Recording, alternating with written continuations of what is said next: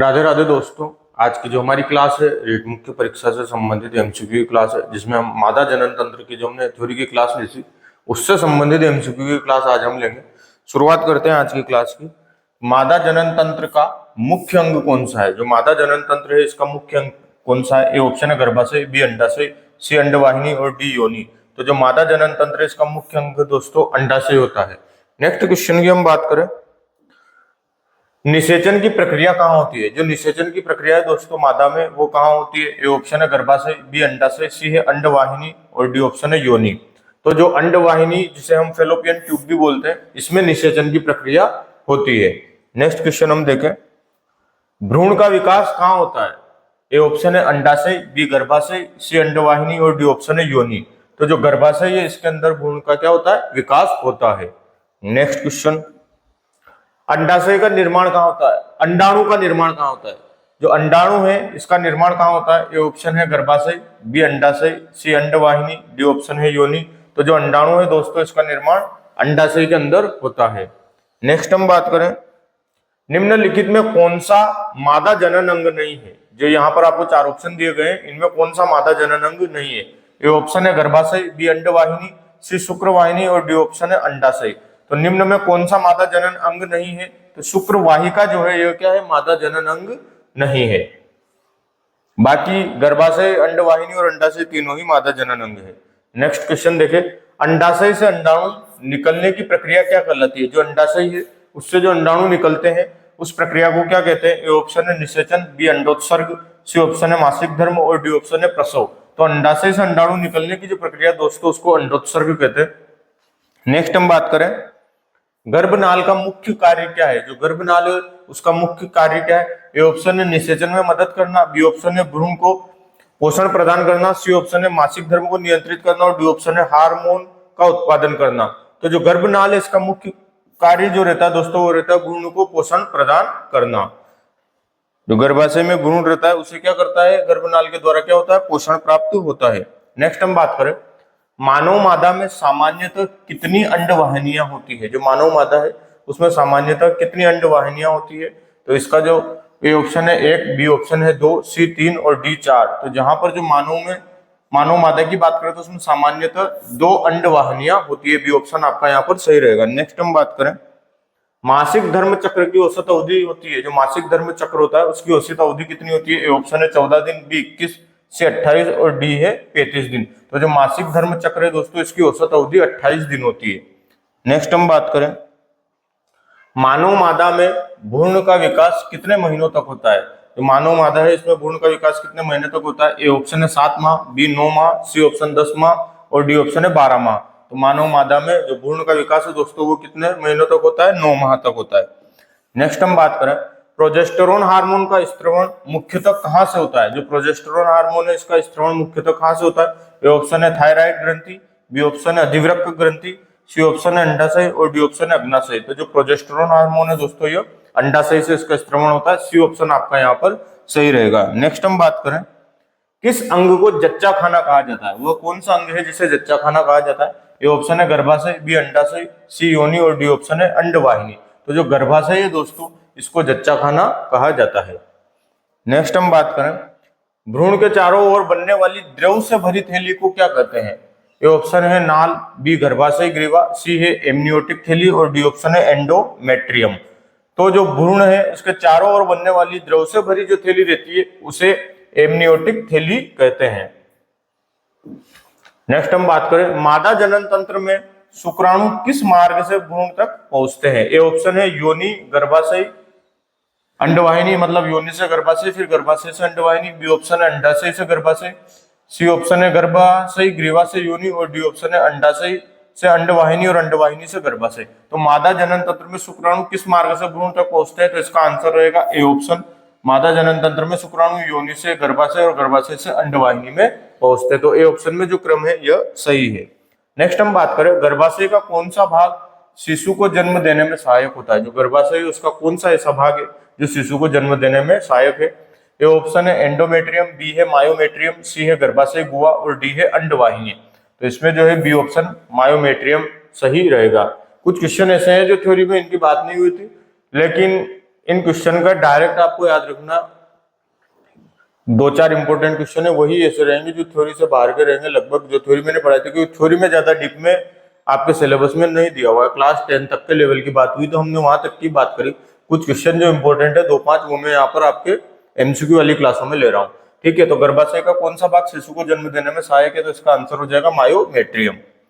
Next हम बात करें गर्भाशय की पुष्टि किस हार्मोन द्वारा होती है।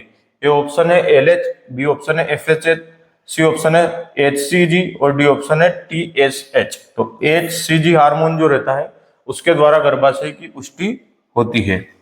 अब हम बात करें भ्रूण किस द्रव में तैरता है। ए ऑप्शन है रक्त, बी लिम्फ, सी है एमनियोटिक द्रव और डी है सीरम। तो जो भ्रूण रहता है दोस्तों ये एमनियोटिक द्रव के अंदर तैरता है। क्वेश्चन की हम बात करें निषेचन के पश्चात भ्रूण कितने दिनों में गर्भाशय में पहुंचता है। ए ऑप्शन है 1 दिन, बी ऑप्शन है 3 दिन, सी ऑप्शन है 5 से 7 दिन और डी ऑप्शन है 10 से 12 दिन। तो निषेचन के पश्चात जो भ्रूण है दोस्तों वह गर्भाशय में 5 से 7 दिनों के अंदर पहुंच जाता है। नेक्स्ट हम बात करें भ्रूण को माता से जोड़ने वाली संरचना है। ए ऑप्शन है एमनियोटिक थैली, बी है गर्भाशय ग्रीवा, सी नाल और डी ऑप्शन है योनि। तो जो भ्रूण रहता है उसे माता से जोड़ने वाली संरचना को दोस्तों नाल बोलते हैं। क्या? नाल। नेक्स्ट हम बात करें महिला में मासिक धर्म रुकना किस अवस्था का लक्षण है। ए है ओव्यूलेशन, बी है रजोनिवृत्ति, सी है गर्भाधारण और डी ऑप्शन है भ्रूणपात। तो जो महिला में मासिक धर्म का रुकना गर्भधारण अवस्था का लक्षण है। एक तरह से इसे रजोनिवृत्ति भी कहते हैं, लेकिन यह जो रजोनिवृत्ति की आयु रहती है 40 से 50 वर्ष की रहती है, यह भी याद रखना। महिला में मासिक धर्म रुकना किस अवस्था का लक्षण है, तो मुख्य रूप से तो गर्भधारण का लक्षण है, लेकिन जब रजोनिवृत्ति की कंडीशन आती है तब भी मासिक धर्म रुक जाता है और वह 40 से 50 वर्ष की जो उम्र रहती है उस समय होता है। यह भी आगे आपके क्वेश्चन आएगा। लेकिन रुकना मुख्य रूप से क्या अवस्था है, गर्भधारण की अवस्था में क्या होता है, मासिक धर्म रुक जाता है। यह गर्भधारण जब भी होगा वहां पर फिक्स है कि मासिक धर्म रुकेगा ही सही, लेकिन जो रजोनिवृत्ति है इसकी आयु जो है 40 से 50 के बीच फ्लक्चुएट करती है या इससे थोड़ी सी और ऊपर भी रह सकती है। तो महिला में मासिक धर्म रुकना किस अवस्था का लक्षण है, तो यह गर्भधारण का है। सी ऑप्शन आपका सही रहेगा। अगर गर्भधारण इसमें ऑप्शन नहीं रहता और ओव्यूलेशन, रजोनिवृत्ति, भ्रूणपात और इसके अलावा कोई एक दूसरा ऑप्शन और रहता तो वहां पर हम रजोनिवृत्ति को अपना आंसर मानते, लेकिन जब दोनों ही ऑप्शन है तो वहां पर गर्भधारण आपका भी ज्यादा सही माना जाएगा। नेक्स्ट हम बात करें मादा जनन तंत्र का सबसे बड़ा अंग है। ये ऑप्शन है अंडाशय, बी गर्भाशय, सी योनि और डी है नाल। तो जो गर्भाशय है दोस्तों वो मादा जनन तंत्र का क्या है, सबसे बड़ा अंग है।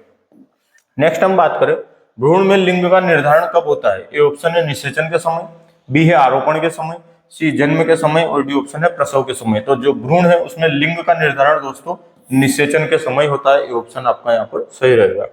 नेक्स्ट हम बात करें गर्भावस्था की औसत अवधि कितनी मानी जाती है।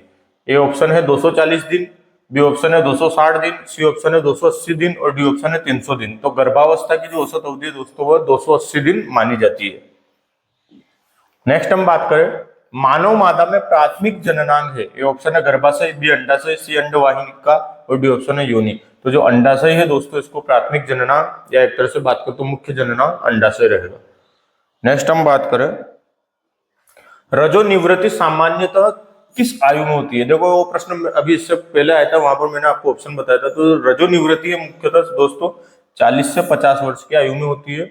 रजोनिवृत्ति का मतलब मासिक धर्म उस समय आना बंद हो जाते हैं। लेकिन जब गर्भधारण होता है तो गर्भधारण होते ही मासिक धर्म क्या हो जाता है, रुक जाता है। तो अगर वहां पर वह जो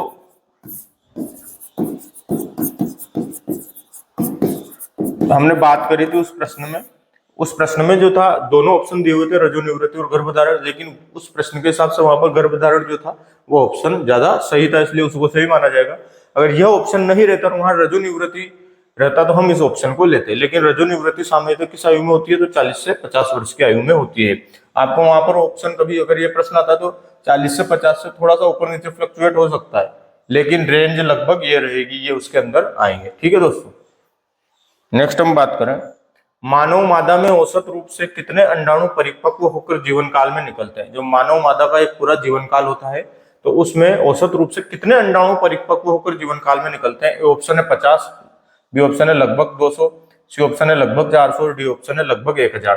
तो जो है दोस्तों लगभग 400 जो है अंडाणु परिपक्व होकर जीवन काल में निकलते हैं औसत रूप से। तो सी ऑप्शन जो रहेगा आपका लगभग 400, यह आंसर सही रहेगा। नेक्स्ट हम बात करें, मादा प्रजनन चक्र में निषेचन किस दिन के आसपास होने की संभावना सबसे अधिक होती है। जो मादा प्रजनन चक्र है इसमें निषेचन किस दिन के आसपास होने की सबसे अधिक संभावना रहेगी। ए ऑप्शन है 1 से 5 दिन, बी है 6 से 10 दिन, सी ऑप्शन है 13 से 16 दिन और डी ऑप्शन है 20 से 25 दिन।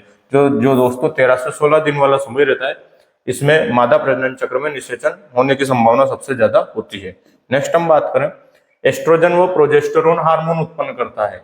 जो एस्ट्रोजन और प्रोजेस्टेरोन हार्मोन है, इन्हें उत्पन्न कौन करता है। ऑप्शन है गर्भाशय, बी अंडाशय, सी अंडवाहिका और डी ऑप्शन है योनि। तो जो अंडाशय है दोस्तों वह एस्ट्रोजन व प्रोजेस्टेरोन हार्मोन उत्पन्न करता है।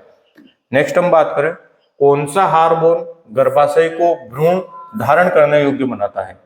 ऐसा कौन सा हार्मोन है जो गर्भाशय उसको भ्रूण धारण करने के योग्य बनाएगा। ए ऑप्शन है एस्ट्रोजन, बी प्रोजेस्टेरोन, सी दोनों और डी ऑप्शन है कोई नहीं। तो जो प्रोजेस्टेरोन हार्मोन है दोस्तों वह गर्भाशय को भ्रूण धारण करने के योग्य बनाता है। और एस्ट्रोजन की बात करें हम, तो जो एस्ट्रोजन है ये क्या कार्य करता है, ये मासिक धर्म चक्र को नियंत्रित करता है। क्या करता है, मासिक धर्म चक्र को नियंत्रित करता है। वह महिला प्रजनन स्वास्थ्य के लिए आवश्यक है। महिला प्रजनन स्वास्थ्य के लिए आवश्यक। तो जो एस्ट्रोजन है ये मासिक धर्म चक्र को नियंत्रित करता है, वह महिला प्रजनन स्वास्थ्य के लिए क्या है, आवश्यक है। जबकि प्रोजेस्टेरोन है दोस्तों तो ये क्या करता है, गर्भाशय को भ्रूण धारण करने योग्य बनाता है। ये दोनों हार्मोन के मैंने आपको काम बता दिए क्या कार्य करते हैं। ठीक है दोस्तों, आज की क्लास को यही खत्म करते हैं। नेक्स्ट जो क्लास रहेगी जनरल साइंस के संबंधित लगभग मतलब आखिरी ही क्लास है, क्योंकि उसमें हम नरजनन तंत्र से संबंधित एमसीक्यू की बात करेंगे। उसके बाद आपकी जनरल साइंस की क्लासेस खत्म हो जाएगी। अब फिर हम जनरल साइंस से संबंधित एक ही चीज की ओर बात करेंगे, वो है कि सामान्य विज्ञान से संबंधित शिक्षण विधियों की, जिनको हम पढ़ के और इससे संबंधित कोर्स को खत्म करेंगे। ठीक है दोस्तों, धन्यवाद, मिलते हैं नेक्स्ट क्लास में।